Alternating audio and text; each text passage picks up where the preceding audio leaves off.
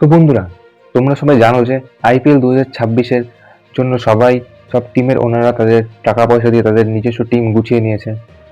এবার কোন টিম শক্তিশালী সেটা তো খেলার পারফরমেন্স দেখেই তাদের বোঝা যাবে, কিন্তু এখন পর্যন্ত বলা সম্ভব হচ্ছে না। হয়তো আগামী সামনে মার্চ মাসে হয়তো আইপিএল শুরু হবে। এই বছর সব থেকে যে টিম বেশি আকর্ষণ করেছে, সবার নজর কেড়েছে, সেটা হচ্ছে চেন্নাই সুপার কিংস। কারণ তারা তারা এবছর আলাদাই লেভেলের টিম সিলেক্ট করেছে। চেন্নাইয়ের বলতে পারো, তারা এই বিগত বছর ধরে তারা এক্সপিরিয়েন্সের উপর গেছিল। তারা সব 30 এজের ওপরে প্লেয়ার কিনেছিল, কিন্তু এবছর তারা যদি দেখতে পারো বেশিরভাগ ইয়াংস্টারদের তারা কিনেছে। 30-র নিচেও আছে, এমনকি 20-র নিচেও আছে। 18 বছর 19 বছর ছেলেদের তারা কিনেছে। তোমরা ভাবতে পারছো, 14 কোটি 14.2 কোটি দিয়ে দুইজন প্লেয়ারকে কিনেছে। তারা হচ্ছে আনক্যাপ প্লেয়ার ভারতীয়, প্রশান্ত বীর আর কার্তিক শর্মা। চেন্নাই এবার আলাদাই লেভেলের বস, কিন্তু তাদের খেলা না দেখে তো বোঝা যাবে না চেন্নাই এত বড় একটা টাকা তাদের উপর খরচ করেছে। তাদের পারফরমেন্স দেখে বুঝতে হবে তারা কেমন প্লেয়ার। আপাতত তো ডোমেস্টিকে তারা ভালোই খেলেছে, তার জন্যই হয়তো তাদের উপর চেন্নাই এত বড় টাকাটা লাগিয়েছে। এবার আমার মতে চেন্নাই যে শক্তিশালী একাদশ হওয়া দরকার, প্লেইং 11 হওয়া দরকার, সেটা আমি আলোচনা করছি। আমার মতে আমি প্রথমত ওপেনার হিসেবে রাখবো আয়ুষ মাত্রে আর আমাদের সঞ্জু স্যামসং, যাকে জাডেজা আর স্যাম খানের পরিবর্তে চেন্নাই দলে নিয়েছে। আয়ুষ মাত্রে সঞ্জু স্যামসং ওপেনিং করবে। 3 নম্বরে আসবে চেন্নাইয়ের ক্যাপ্টেন ঋতুরাজ গাইকোয়াড, ভালো প্লেয়ার, ওপেনিং ছিল, এবার 3-এ খেলবে। 4-এ হচ্ছে আমাদের পাওয়ার হিটার বেবি এবিডি, সবাই জানো, ডেওয়াল ব্রেভিস 4-এ। 5-এ আসবে হচ্ছে উর্বিল পাটিল 5-এ।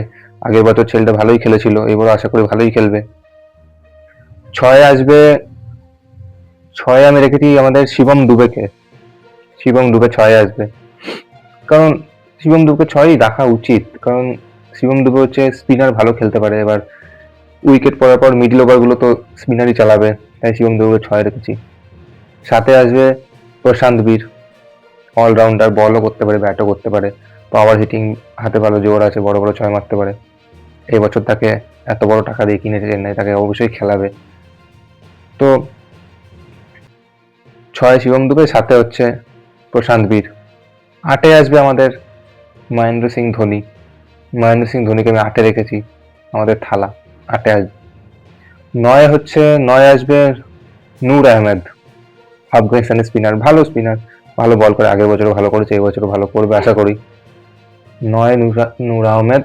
10-এ হচ্ছে ম্যাট হেনরি, এবছর ম্যাট হেনরি চেন্নাই তাদের দলে অন্তর্ভুক্ত করেছে, ভালো প্লেয়ার ম্যাট হেনরি, সম্ভবত নিউজিল্যান্ডের প্লেয়ার। 11-এ আমি রেখেছি নেথান এলিসকে, অস্ট্রেলিয়ার হয়তো ফাস্ট বোলার নেথান এলিস। আগের বছর সেরকম বেশি ম্যাচ খেলতে পারেনি, হয়তো চোটের কারণে। এবছর আশা করি সে সুস্থ হয়ে উঠবে এবং খেলবে।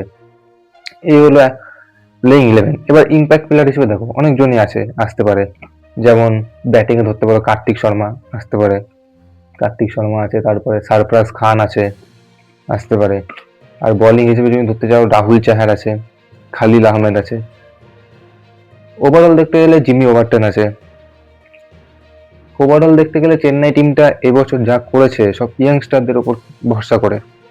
একমাত্র মহেন্দ্র সিং ধোনি আছে যে 40-এর ওপরে, আর বাকি সব মনে হয় 30-এরই নিচে।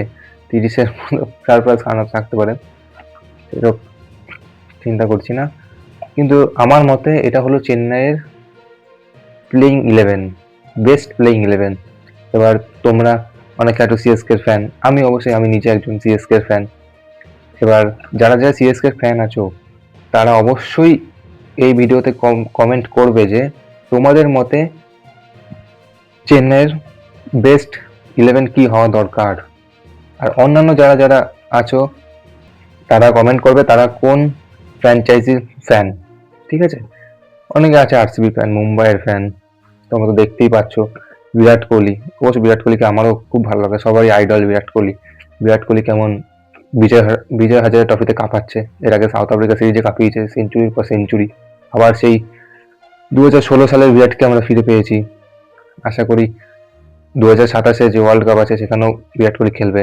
আর রোহিত শর্মাও ভাই ভালো খেলছে, অবশ্যই 27 অব্দি যাওয়া উচিত। তো সেসব কথা আজকে বাদ দিলাম। যে উদ্দেশ্যে ভিডিওটা আনা সেটা হলো চেন্নাই সুপার কিংসের বেস্ট 11 আমার মতামত আমি দিয়ে দিলাম। এবার তোমরা বলবে যে তোমরা এটায় কতটা সহমত নাও।